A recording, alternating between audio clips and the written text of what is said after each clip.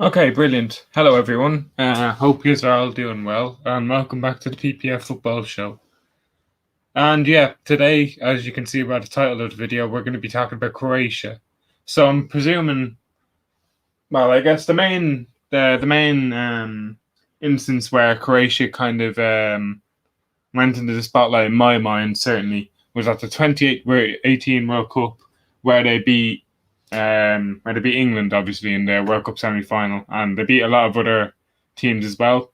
So obviously they beat Argentina, England, and Russia on their route to the final, amongst others. I think they beat Denmark as well. But just to put into comparison, right? Croatia has a population of 4 million, whereas Argentina has a population of 43 million, England 53 million, and Russia 144 million. And what's even more mad is that the country didn't even exist the last time England made it to a World Cup semi-final in 1990. It would only begin to be recognised by FIFA 2 years later in 1992. So to just give you a little bit of background on Croatia as a country, it declared its independence in 1991, but was embroiled in the war in the Balkans that obviously I wasn't alive for, but from reading anyway.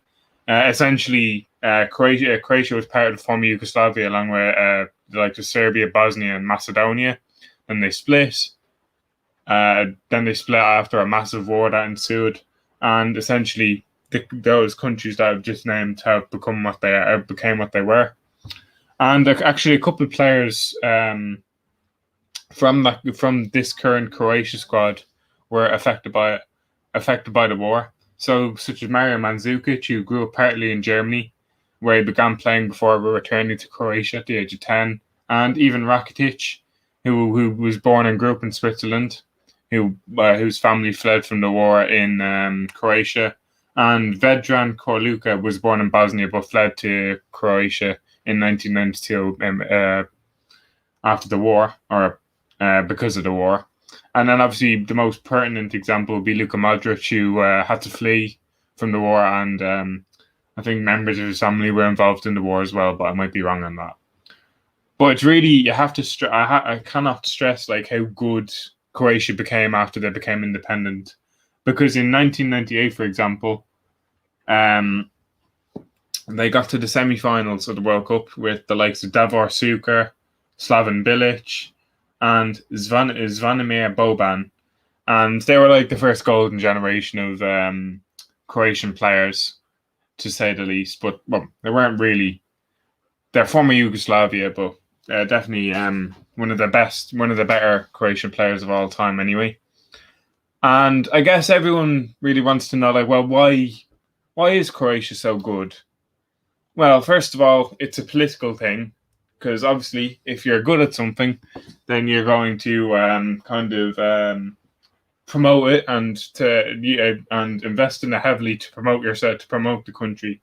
So, for example, and it's even been used, actually, their success has been used politically as well. So the governing HGZ party has been accused of trying to exploit the team's successes as it ramps up nationalist rhetorics in Croatia.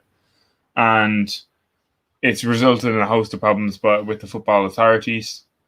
And essentially, well, the main reason is that Croatia is just a footballing country like Brazil, Argentina, Spain, Italy, and even England, despite England's shocking performances at some World Cups and major tournaments, but we don't talk about that. And it's the sport people play, it's the sport that people do, And Dinamo Zagreb and Hajduk Split were two of the big four clubs in Yugoslavia, along with Partizan and Red Star Belgrade. And Croats were some of the best players when the Yugoslavian football team was a thing. And their players are produced in a league where the domestic league's actually okay, unlike the League of Ireland.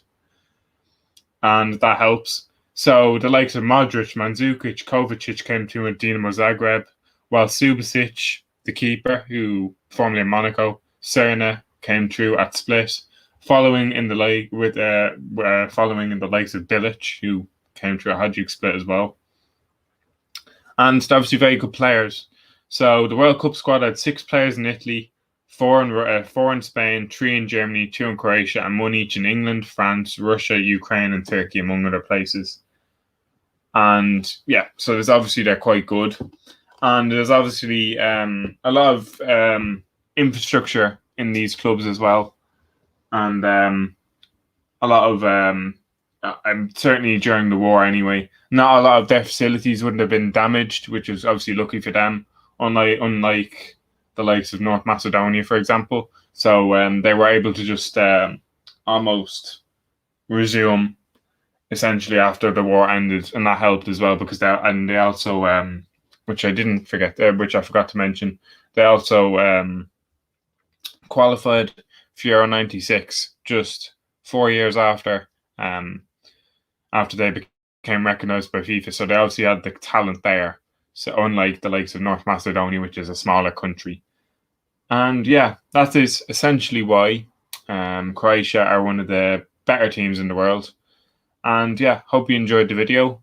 Hopefully the case numbers won't be too high today.